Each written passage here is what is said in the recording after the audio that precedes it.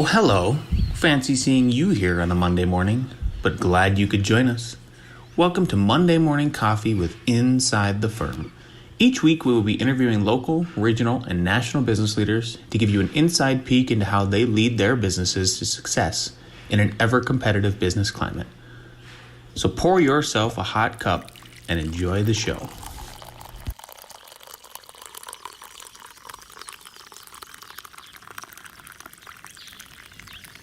Welcome to Monday Morning Coffee. I'm Alex. Normally Lance is doing these episodes, but I'm here with John Klai. John Klai is how I know him is from NDSU. He was the guy when we were younger. It was John Klai, Christy Hansen, and a couple other people that were, these were the cool cats that were older that you're supposed to emulate. And everyone kind of knew about them. But if you don't know about them, this is what the interview is about. So, John, could you start with just a brief overview? What is your firm? What does it do? First of all, Alex, thank you for being here. But I said, I like when you call me a cool cat, but older is probably the better, more operative word here with what's going on. You were younger 10 years ago. I was much younger 10 years ago, I will tell you that. So you want an introduction to the firm? Yeah. What kind of work do you guys do? We specialize in hospitality. And we truly believe that hospitality is such a broad discipline right now. It encompasses, entertainment, sports, the arts, retail, gaming, meeting, assembly, luxury accommodations, and not so much. Yep. Whatever. The back of house as well for some of these big machines that we work on. But hospitality truly has evolved from what I would say is that Las Vegas was a gambling market way back when I first arrived. Then we somewhat pushed that up again, elevated that to gaming. Mm-hmm. And now gaming has essentially become hospitality. But gambling, what do you mean by gaming? Well, it's all about casinos. Yep. And we would typically have said that we would specialize in casinos. That's no longer, because again, entertainment is so much broader. Hospitality is so much broader. Gaming is a small component of what they're looking for in their leisure time. Yep. So let's back up. How did you get into this industry, and how did you start the firm? And how do you know where to focus on? Because what these people don't know that are listening is you've done Mandalay Bay. You can name, what are some of the hotels that they might know? Well, we've had the fortune of, again, there's a past life beyond Klai Juba Wald. There was life before us. And I came out here in 1978, never intending to work. And somewhere with my leisure time, I found it necessary to at least earn $1. Yep. I tried to be a stock boy. I was not employable, even though I had accounting and architectural background. And I finally had to put my resume out there. And that was only then that I realized that I was a hot commodity, because Las Vegas did not have graduate architects. But what we found working here in Las Vegas were a lot of production people, drafts people, those that had maybe had a little bit of technical schooling, yep, but nothing that would really move them into design and the process that we learn back in college. Yeah. And so it's a little bit of luck there. There was a whole lot of luck. Yeah. And again, I had no intention of ever working here, living here. And I finally had to call my folks after probably about 3 months at my job, and that was 7 weeks into my stay here in Las Vegas, and tell them that I probably wasn't coming home, and was there some way that maybe they could start to transport some of my stuffs that I'd packed with them when I abandoned my apartment in Fargo. Yeah. Could you possibly bring that west? So somewhere that migration started. I started the migration. Yep. My classmate Dan Juba had ventured off to Seattle, and he had gone to, when I went to summer abroad in the summer of '77, don't date me too fast here, but I said that was a long time ago. Dan opted to go do an interview and go up to Seattle and explore some of the larger markets in design up in that new and upcoming area of the Northwest. Yep. And he wanted to live there. He wanted to work there. The day that we graduated out of our 5th year, Dan literally flew to Seattle. I took my leisurely time and I got in my Datsun Z and I headed down to the desert because I was going to house sit and be a pool boy. And so that's the beginning of how all this came to be. And 7 weeks into my stay, like I said, I sought employment. Yep. with only my resume, and I did 3 interviews, 3 offers. The 3rd offer was, it starts tomorrow. Yep. That was at Caesar's Palace. And I said, with that, I became a Marnell employee. And within a year and a half of that, I was at the helm of the architectural end of that company.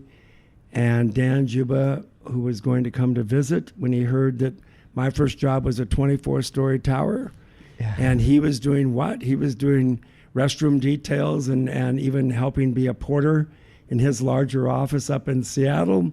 He said, I was going to come down and visit. I'm going to come down. If they employed you, there has to be something for me to do.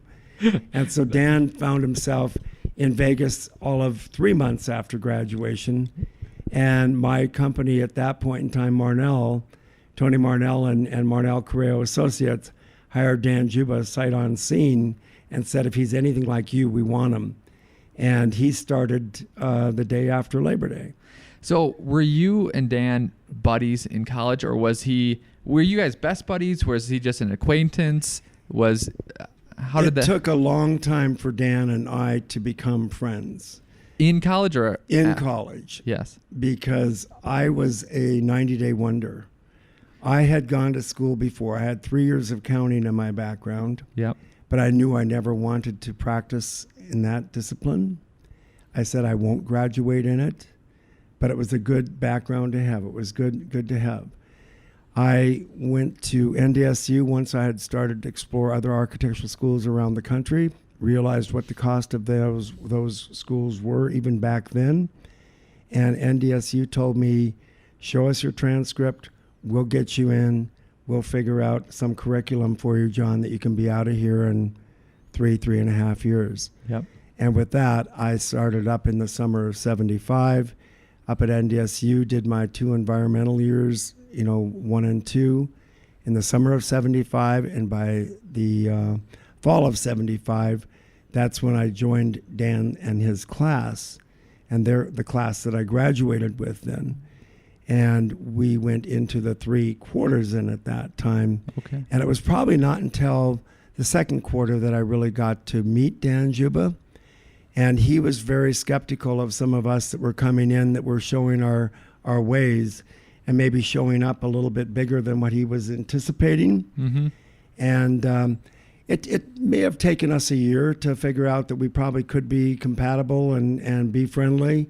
And soon thereafter, we actually became roommates and became not quite best friends, but our studio was so close anyway.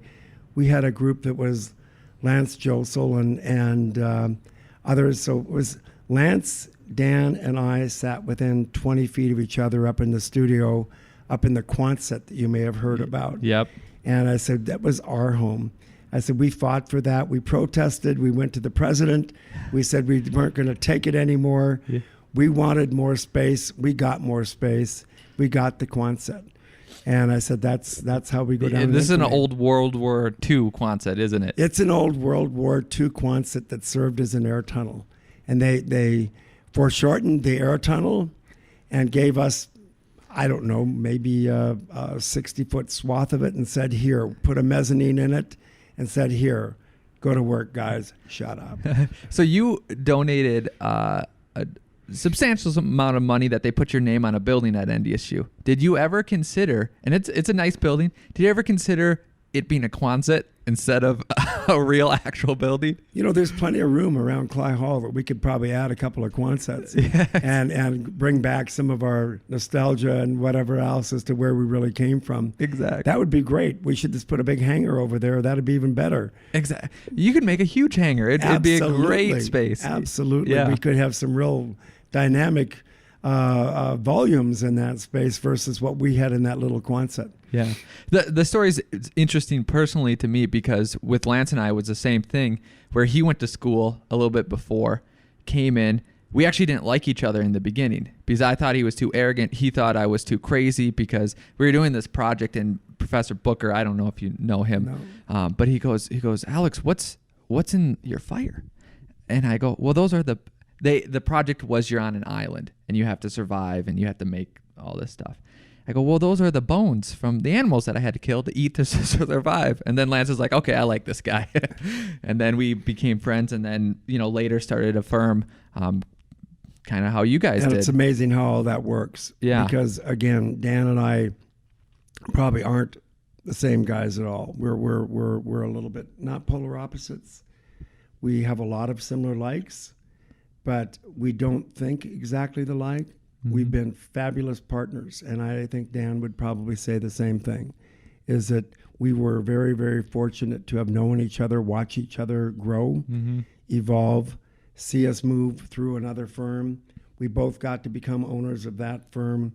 We both said at a time and place, you know what, it's time for us to take a bow and just to take a break. Dan had gotten married and had a child. How old are you guys at this time? I was 38 and Dan was 35. Okay, so that makes sense. We were with that firm for about 12 and a half years. Yep. And then decided that it was kind of, that was the end of our first soiree, as it were. Yeah. And so in end of 91, we effectively cut our ways with Marnell. Mm-hmm. And then we, not because of a non-compete, but again, we had no intention at that point in time. We had been owners at Marnell, and fortunate for that and thankful for that as well. But we were able to take a break, explore the world. The Gulf War had just come out. It was a new thing again that was causing a little bit of... The Gulf War, the war. Iraq, Yeah. All of that had come to be. That was kind of the little bit of a hiccup that was going on in the economy and all at that point in time, because we had, right before we left over at Marnell, we actually had the fortune of, I was on Caesars wherever they went for my 12 and a half years, last of Caesars being the Forum Shops here at Caesars. Whatever that, but we had Caesars Atlantic City that we were working on in the latter years, Caesars Tahoe, and Caesars was becoming the worldwide brand, and also became the first Las Vegas gaming brand that ended up being sold to a corporate entity, Sheraton ITT, back in '95, and that provided me the footstool to actually say, Dan, I think it's time for us to go back to work. And that being that the president and chairman of Caesars World at that time, who was also a very good friend, I considered him my mentor. I was involved in his management meetings at Caesars because I was so integral into the process over at Caesars Palace and their other properties that I reached out to Terry Lanny. And Terry had then, with the purchase of Caesars by Sheraton, moved away from Caesars and had taken the reins of the floundering MGM, which had been built a year and a half earlier for the tune of 1 point whatever. No one had ever spent that kind of money on a resort at that time. Terry's comment being, if it weren't so damn new, we'd implode it, whatever. Because he said, but you guys need to help me figure this one out, because it was effectively 4 different venues within a venue, and it was so confusing. And they had people walking through a papier-mâché lion, and again, Vegas trying to attract the Asian market. It was like, what? Well, I was going to say, sometimes they try to make it confusing, so you stick in, but it was too confusing. It was way too confusing. It was so linear. It was like all you could do is hug a wall and find your way through there. Yeah. And then worse than that, they found it necessary to put together 4 different gaming environments within one, and it even became more confusing to the market. Yeah. And so Terry said, help me get rid of these plastic trees, these plastic plants, these plastic whatever. And he says that while you guys are taking a break. And he says that while we're taking a break. That became our first job back, was to help Terry Lanny over at MGM to right that ship and turn it, in a very slow process. And with that then came the opportunity to go to work for what became the Mandalay Resort Group, who was Circus. Okay. And that's a whole other story. But Different guys. We got invited to do an interview on a Saturday, meet these people, meet these guys, as they said. And it was one of our former superintendents at Marnell that I worked with a lot at Caesars. And he says, you got to meet these guys. I'm going, okay, well, Juba and I will show up. We'll show up on Saturday, no big deal. And we had just taken the job over at MGM with Terry, and the word had gotten out on the street that Klai and Juba were back. Yep. And it was like, well, we need to talk to you. They had just bought Circus, and with that came Luxor. Luxor was also a brand new out of the ground, all of a year old, absolutely upside down, didn't know how to work, short-sheeted to death, couldn't operate. What does short-sheeted mean? Well, they went in and just didn't put any operational components. They short-sheeted all of the Luxor with its operational components. So it meant that they were probably operating out of 18-wheelers that were parked behind their facility because they hadn't built storage and all the other components that make it operate. A big mega resort needs to operate, and when you have 4,000 rooms, whatever else, you need to do something, right? Yeah. So it's like you can't just call the store or run down to the store every time you run out of something. Yep. So therefore, we went to work with them to try to better that operation, and we did that as well.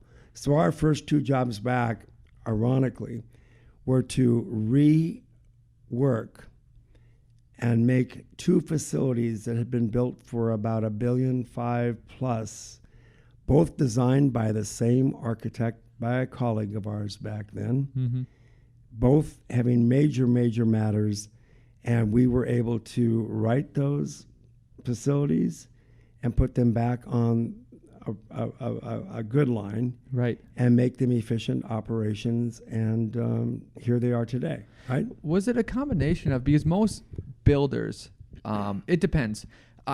When I get a client that's never built before, I know to give more input. When a builder has done, we do a lot of residential mixed use. A lot of times they'll know the program that they want.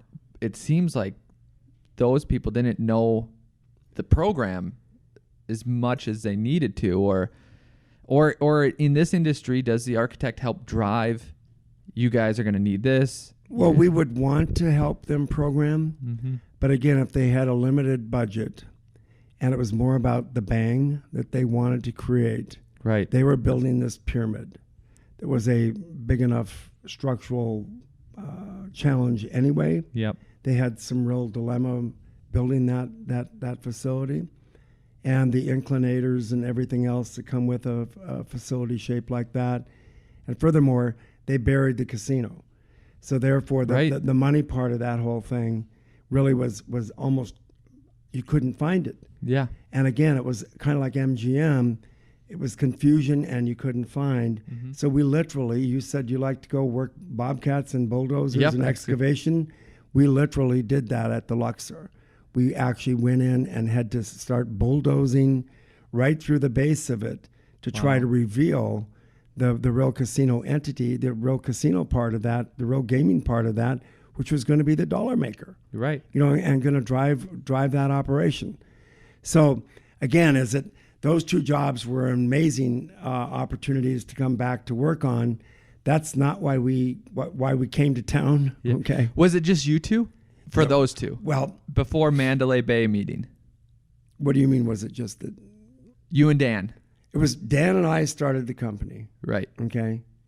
And Dan chose the rotation of the names. Okay. Yeah. And Dan worked diligently at what we would say we were. We were Klai Juba Architects. Yep. So we were KJA. And he said, no, it needs to be KJA, because if it was JKA, they'd say it was John Klai Architect. And therefore Dan says, because Juba and I we probably were very fortunate again that we, in the limited time that we were in town, people started to look at us in the industry especially.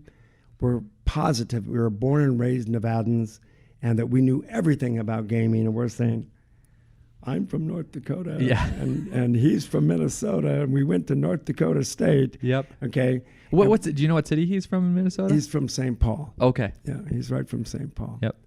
So anyway, that's the long story. But again, it launched us right into this market, and with that, we then said, two great big opportunities that we've got going here. You and I are here together. We had found local help, but we had also told ourselves that it wasn't the time and place to go in and start to pillage any other firm or any other colleague that we were very aware of their people. We let things lie, and we reached out to NDSU. We reached out to people that I knew through my family who had kind of followed in my footsteps. Rick Hoganson, formerly of Foss, and Rick helped us start to put together a list of classmates, graduates, and introduced us to people that he thought might fit the bill to come work this fast track environment that we have here in the what was gaming, now hospitality market of Las Vegas. Yep. Could you continue the story of the Saturday meeting at Mandalay Bay? Or, So the Saturday meeting at Mandalay Bay, for Mandalay Bay, really was, so the former superintendent of Marnell was drafted to build the Monte Carlo. Excuse me.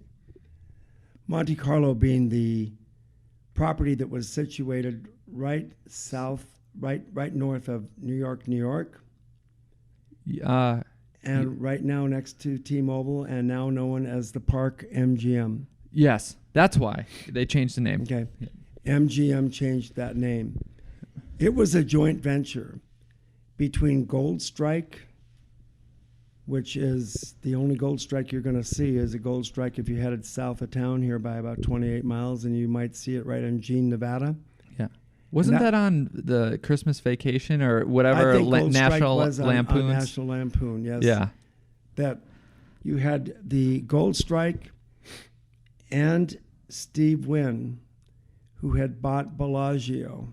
That became a joint venture between those two entities to build the Monte Carlo.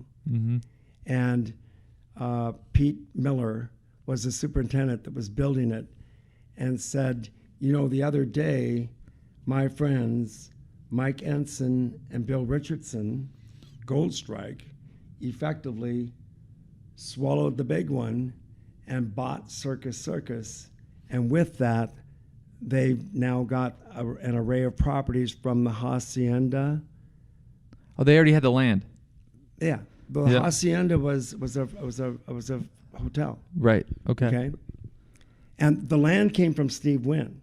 So you don't know the Dunes. I'm watching a movie last night, The Irishman, and because the Dunes was effectively built by the Teamsters Union way back and had all sorts of mob connections, whatever. Have they? Does that still exist? No, that's where the Bellagio is. Yeah. It was the most gorgeous resort that this town ever had.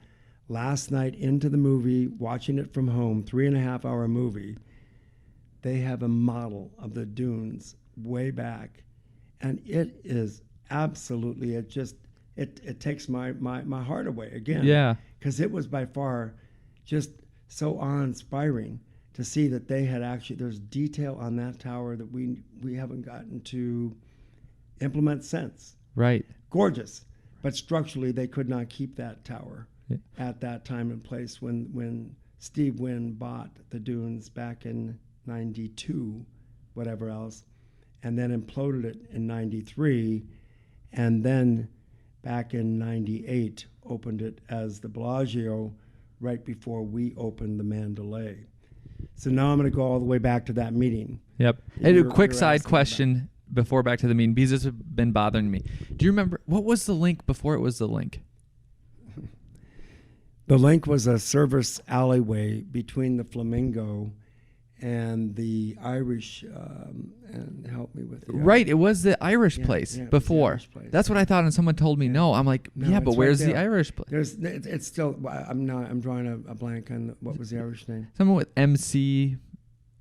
It'll come to us. Hopefully. Yeah.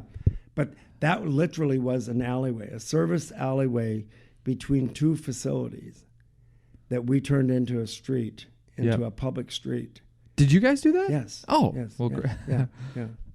So awesome. we did that. We didn't do the wheel. Arab did the wheel.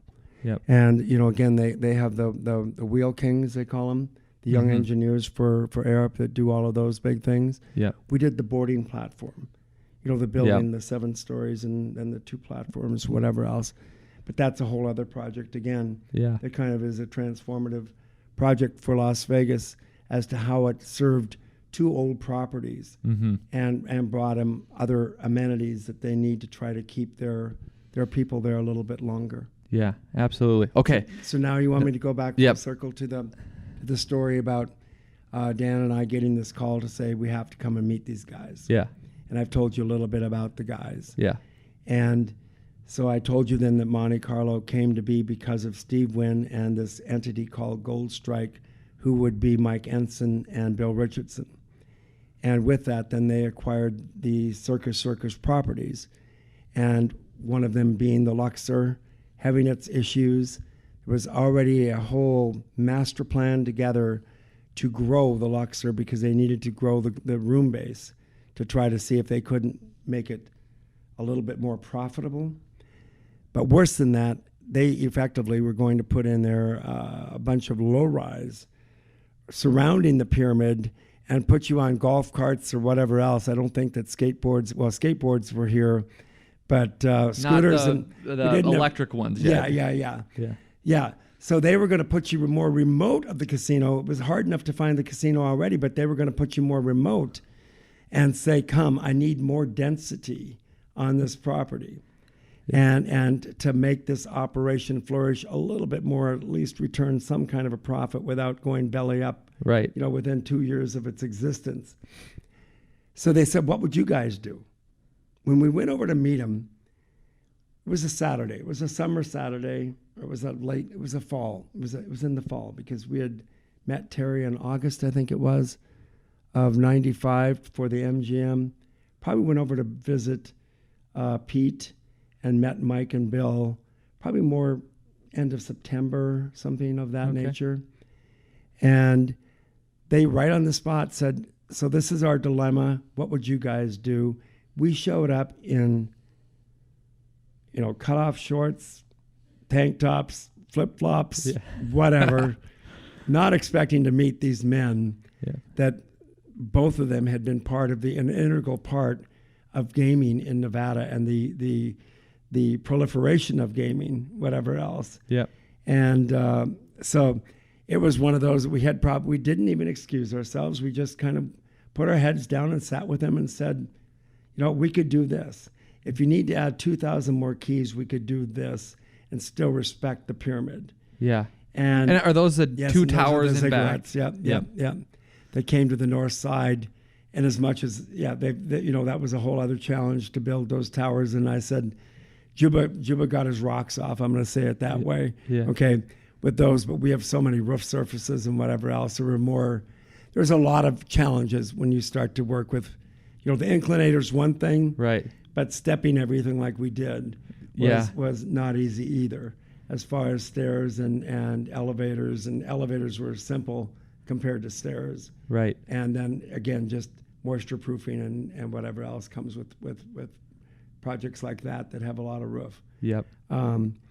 So anyway, our meeting went that within probably 3 months of us putting our heads down, that we had probably the biggest work that was happening in Las Vegas at that time, at this time of the Gulf War, throwing a little bit of a hiccup into the world. And here we were coming back, and it was like, how are you guys going to do this? And I've already told you, we reached out to NDSU, and connections we had back then, that we could then recruit people, bring them out here, and grow the firm, and do the work that we were offered, that was afforded us. And did you hire a variety of experience levels, or was it? We were hiring probably 28-year-old people at that time. Yep. I'm saying individuals that may have been out of office, out of school by 5 years, maybe. Yeah. So they've done some projects. Some have 3 years, some have 5 years, whatever. Yeah. John may have had 10, whatever else. Yeah. And I'm speaking now of John Wald. At one time, I think we had 5 Johns in this office. So we commonly went by our last names, and Cuba's always called me he's never called me John. He had names for me all the time. Yeah. But so anyway, we reached out and we grew the firm. And within probably 8 months of our existence, we were well underway with the planning for what was Mandalay going to be. And I believe it was a Project X or Y or something like that was its name at that point in time. Yep. But it was really, what would you guys do if you were going to build the gate post to Las Vegas on the southern end and have this property that was the hacienda that we imploded in New Year's of '96, I believe, is when that one came down.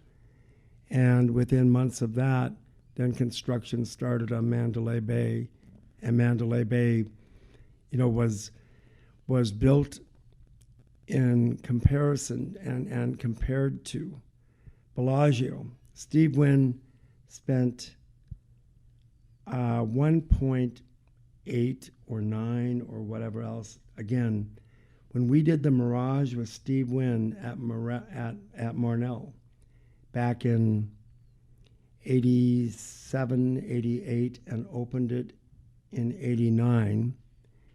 And we, right thereafter, opened our own Rio hotel, right in the coat strings of the Mirage. So both Juba and I were both gaming licensees on the Rio hotel way back in its infancy. Yep. Dan was on the board of directors. I was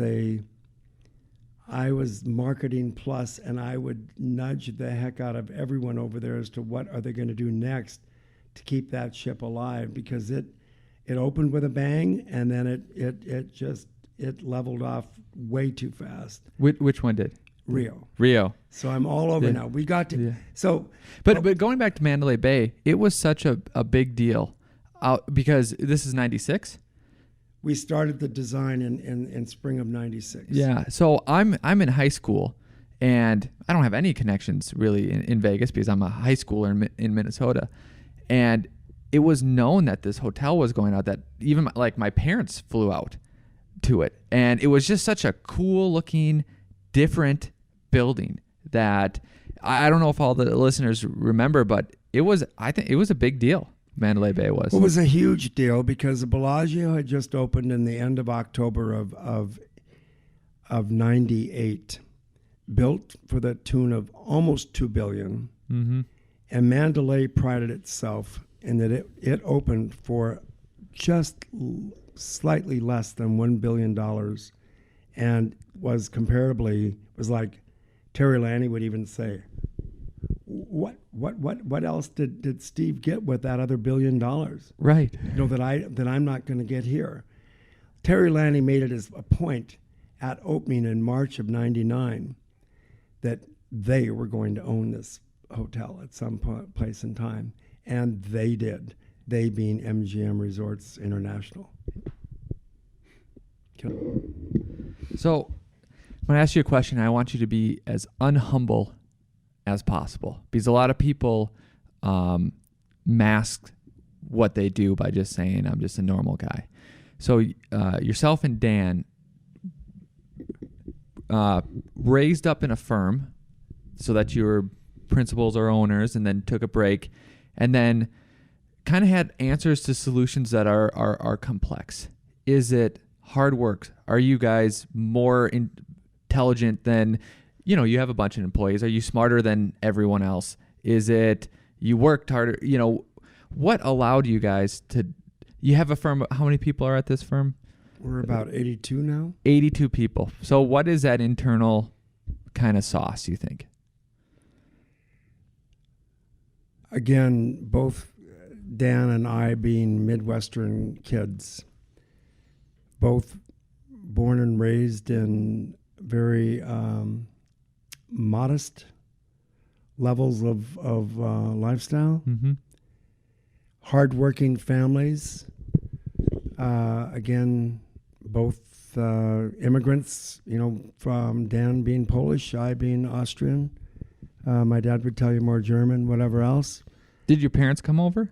My mom and dad were born here. Yep.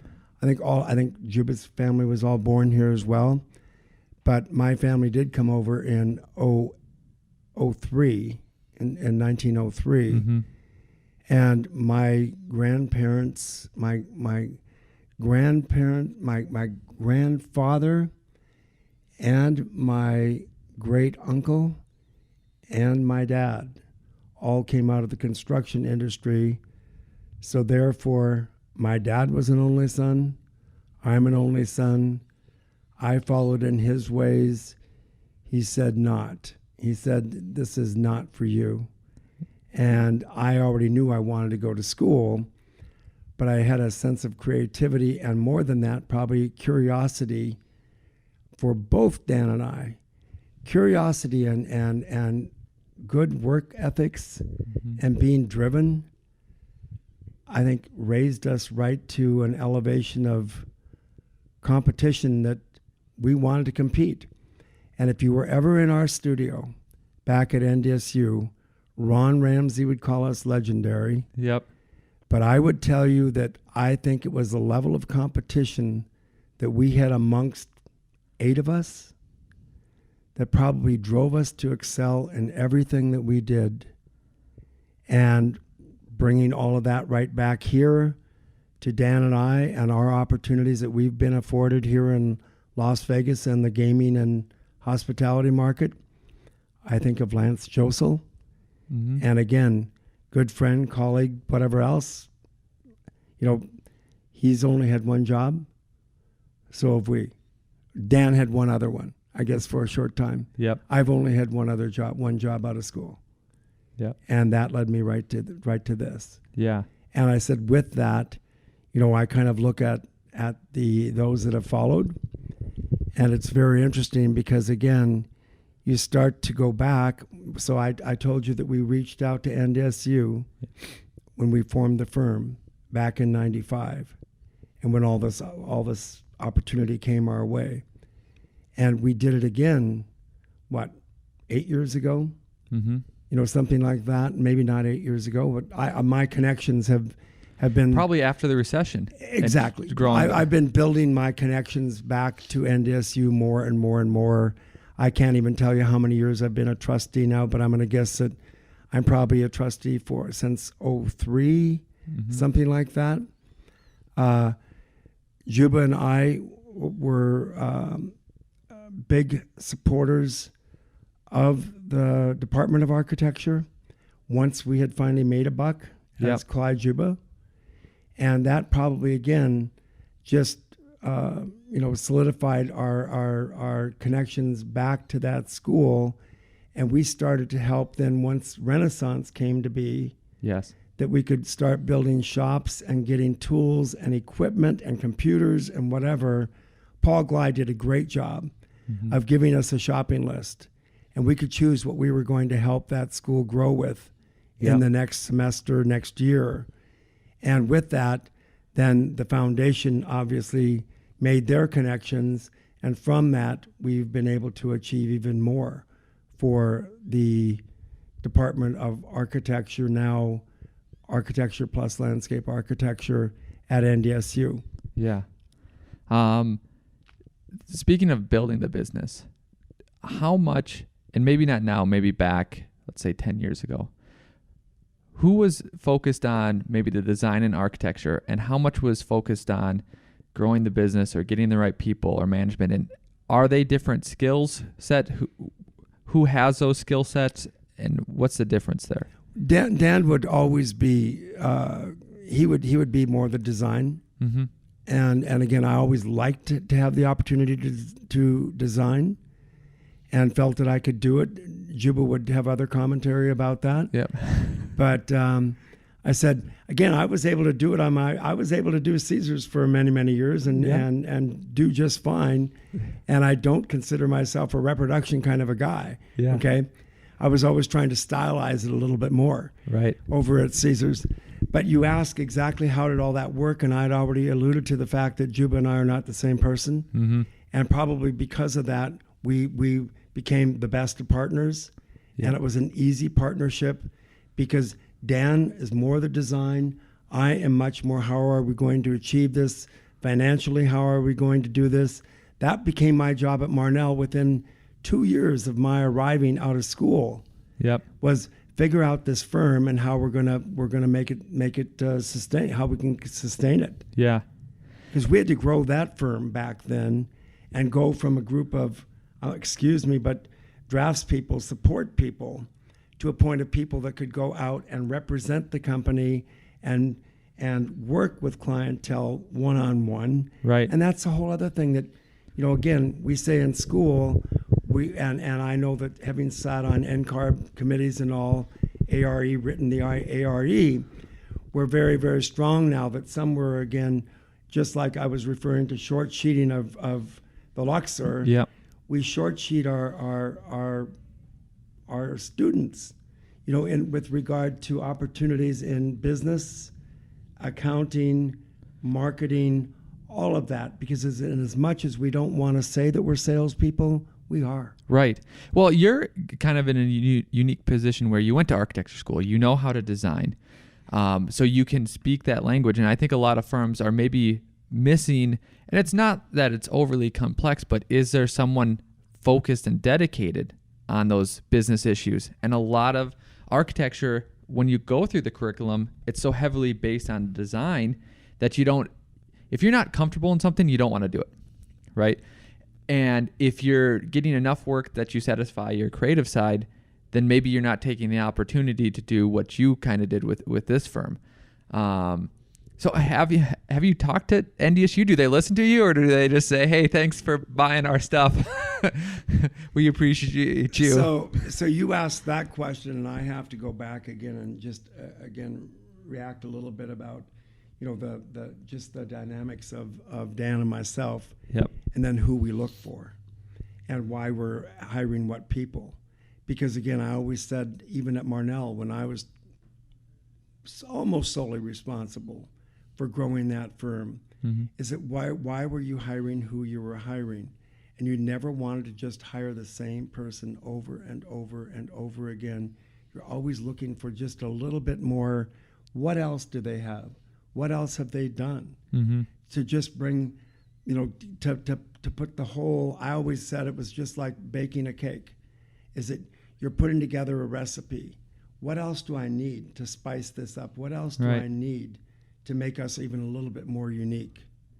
And with that, I believe that we took everything we learned at Marnell and we developed systems and everything else to work in the fast track mode here in this industry. A lot of those systems that we developed back then are still being implemented out here in this office of 82, or even through the offices of those of our colleagues that might help us once in a while when we have major production matters that need to be met. Are the majority of your deliverables fast track, or? Not like they were. It's that word is hardly existent anymore. Yeah. I know we still work on that mode, but this fast track versus our fast track, we were building 600 rooms and opening them in 15 months back then. You can't even get through a building department in some places. You can't even get through a building department. I would go down and help our local business building department stamp plans. Yeah. If that became their dilemma as to how do I get through these plans, John, I said, I'll come down and help. Yeah. Yeah. Can you walk us through a day-to-day? Starting when you wake up, what's your day look like? Do you have a morning routine? My morning routine is very personal. Yep. In that I'm a morning guy, and I've always been once I moved west, I became a morning guy. Yep. Amazing. I went from being a late night person back in the Midwest to a morning guy once I got to the desert. And maybe it is just part of our life once we get out of college and whatever else. Some people hold on to the night for life for a while. I'm not saying they're partying, but same college. But just stay up late and whatever else. And some people work best at night. I am very productive in the morning. Mm-hmm. So therefore, my morning, even now that I'm on my stair steps out of here, consists of we're fortunate that, again, we have a trainer that comes to visit us at our home. Yep. And that makes it really easy to kind of get all the balance in. Yep. Because I like to putz in gardens. I love that. I said, when it gets to be the 1st of March, you're going to find me, the first thing I'm going to do when I get up and beyond putting the coffee on is that I'll be out in the garden, out there putzing a little bit. And even though we're trying to downsize, gardens are a big part of us in this last home that we just did again. All raised gardens, so I can go out and sit on my butt and kind of work, the compost and whatever else. And people would say, "You what?" What's your favorite thing to grow? I love what we do is we compost so much of everything. And we churn it and whatever else, and I'll throw some ash into it now, whatever else.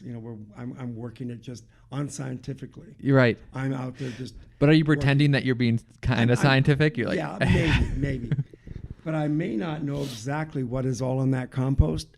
The most interesting thing to grow is when you go out and spread that compost back into your garden beds, and then you start to see what's coming up.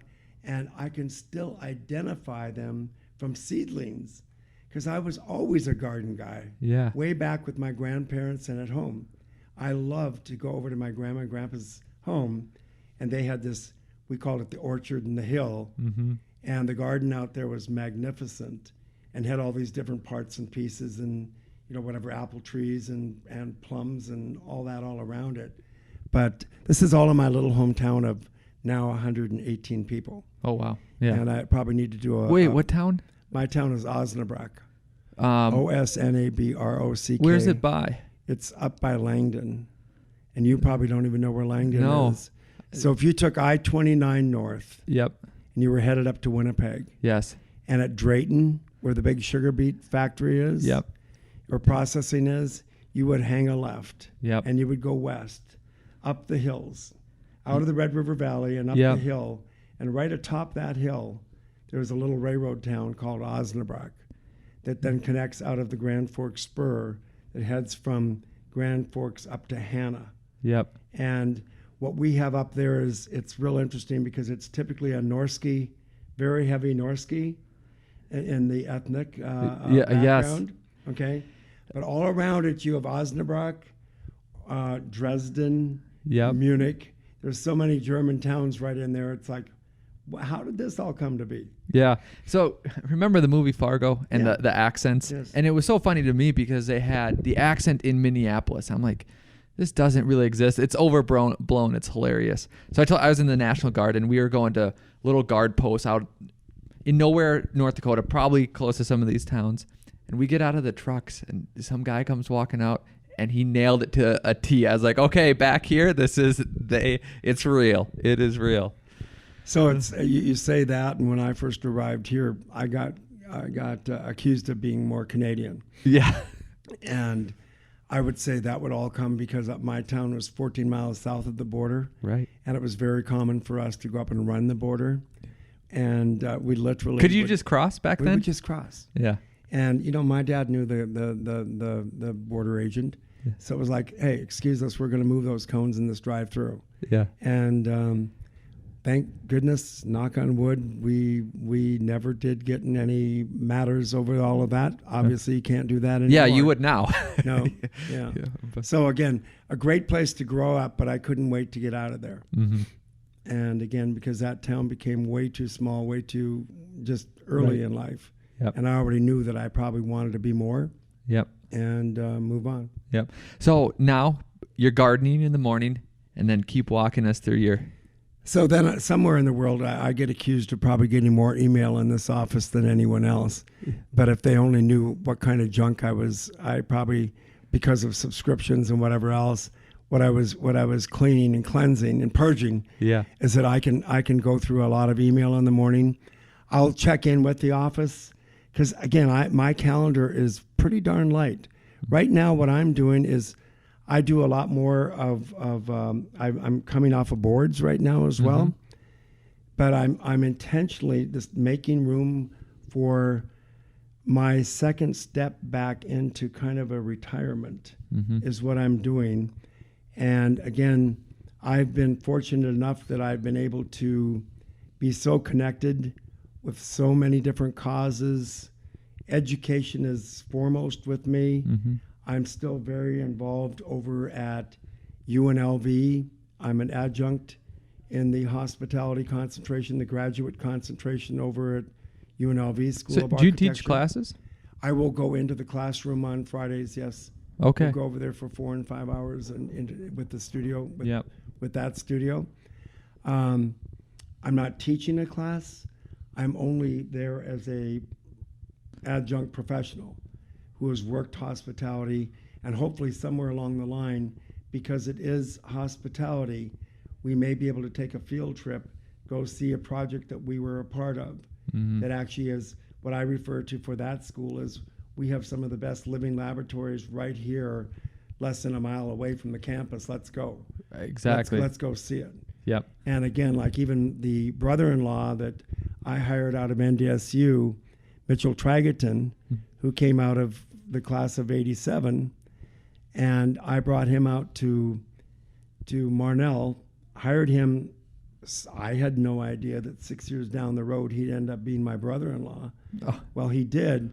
Mitchell has done most every one of the Cirque theaters in town, and so when you have a A19 come to town, Mitchell is drafted easily to go out and give tours of a lot of what he's done in his theater work here in town as well.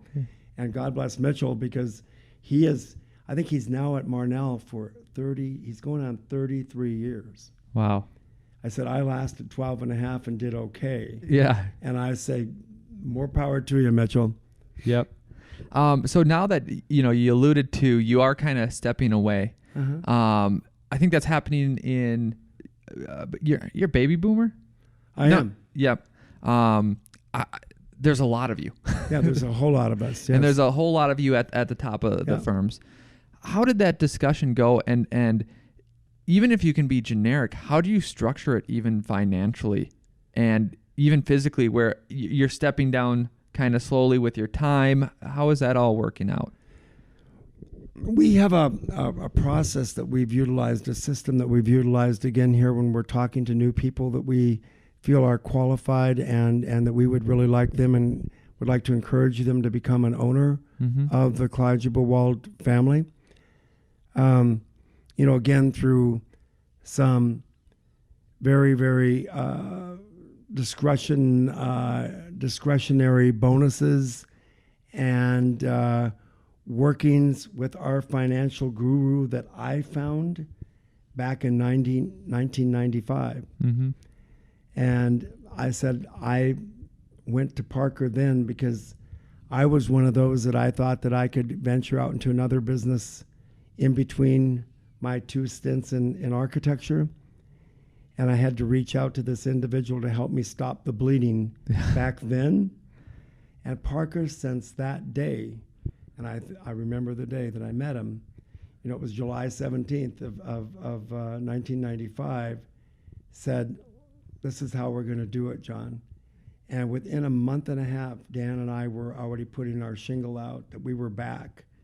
And I said, if I'm going to go through this kind of stress in a small business, then let me do something that I know I can do myself.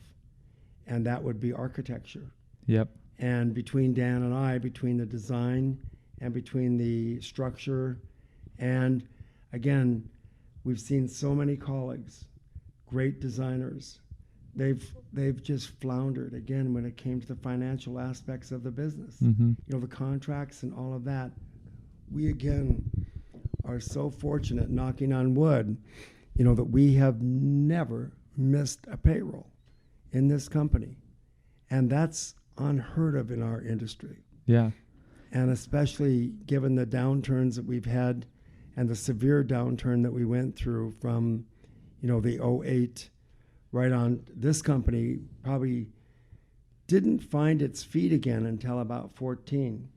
Right. And I believe that was right about when we offered then the namesake to John Wald. Even though he was already an owner of the company, we weren't going to put him out there on the front door until we knew that we had actually survived that period. That period of time, that economic downturn. Yep. Okay, so you're finding people and you're transitioning. Yeah, and let me go back and hit on that again because I was watching my words. But I think more than that, we look at strata of people. Mm-hmm. And again, we went back to NDSU here in the last, I said 8 years. I realize it's not 8 years. It's probably more like the last 4, Yep. whatever else, to look for people once we realized that our median age had actually grown by 20 years just like that. Mm. It was like we used to say that we were, that we could pride ourselves that we were 28, and all of a sudden we became 48, and 48 was stretching to 60. Yeah. Whatever. And especially with myself, I am the senior. I believe there may be maybe 2 other people here that might beat you in age. Yeah, may match me in age. Yep. But no one that's in the leadership role here at Klai Juba Wald. So when we look for people, we again, when we reached out and said we need to go back to NDSU because we need to grow this company, again, probably more with people that are curious but have had the tools. And we know that NDSU architecture and landscape architecture right now are probably giving you and your even younger colleagues opportunities, providing them opportunities that we never had. The computer didn't happen here, until we were already at work with Marnell. Mm-hmm. And then that was a whole other, you talk about another curveball, Yeah. Into the industry when Juba and I were used to hand drafting. And then now you go out into their studio and you say, do you have any bumwad or do you have any sketch paper? And they're looking at you like, what? Yeah. And it's, we've been able to get a few of our younger people to recognize that the hand is still very valuable. Yep. And if you have that, if you were born with that talent or you have that creative sense, utilize it, because there's not many of us anymore that are actually able to just whip out a pen and say, here. And I said, we had Lance Josel that we always just got to watch because his hand was so fabulous. I wish that Lance would have, again, you talk about a person that went from that free and that loose and whatever with his hand and went into leadership of a large firm like Callis and RTKL. Yeah. Great. What a contrast.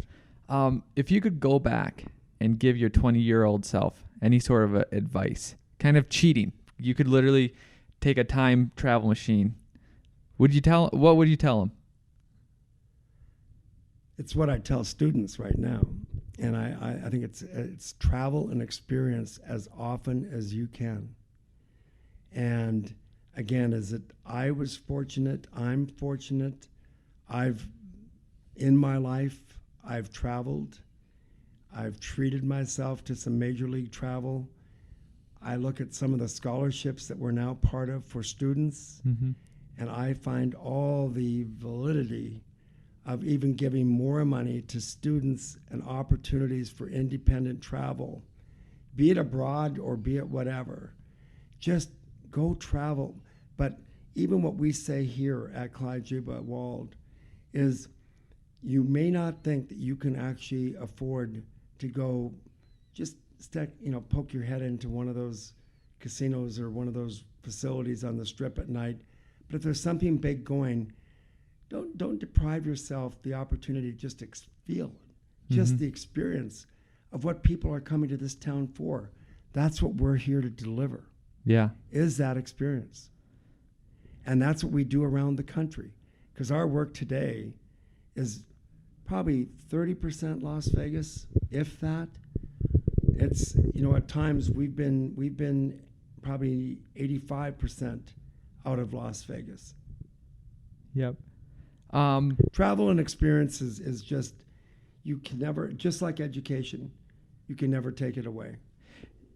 That's great advice. A couple quick fire questions just to wrap it up. Yeah. Do you have any pet peeves, or does anything push your buttons? And does anyone know that and do it on purpose? I just added that last part. No, I have any pet peeves.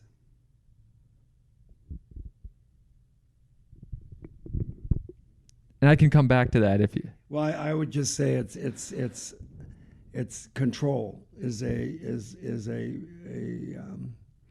those that must control, and I just despise control, because again, two heads are better, and all of a sudden someone says I alone can do it. Mm-hmm.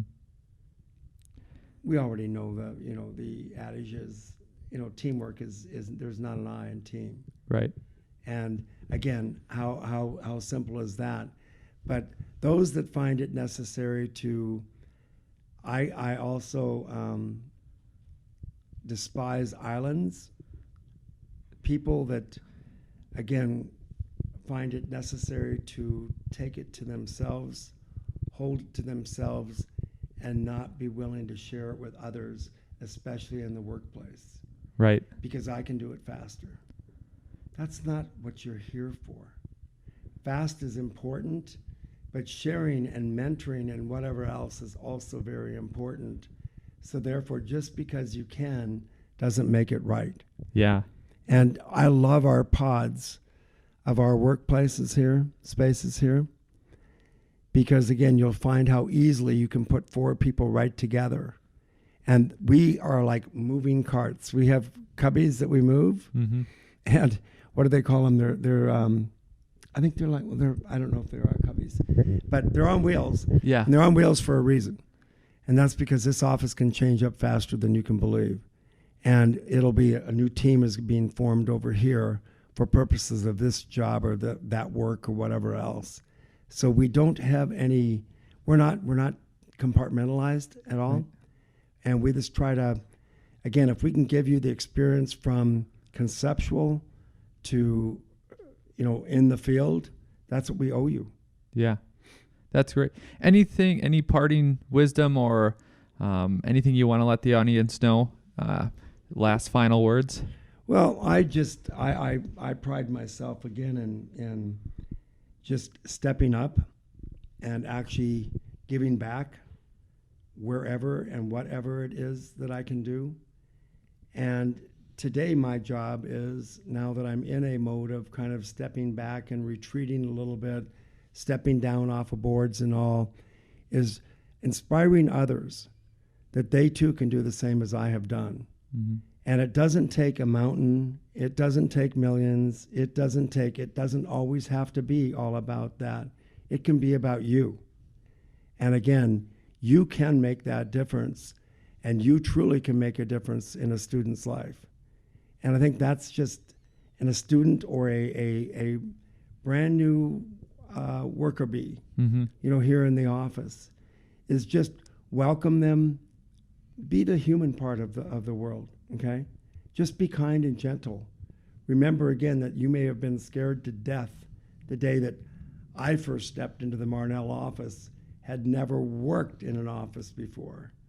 And all of a sudden, I was the new hire. Yep.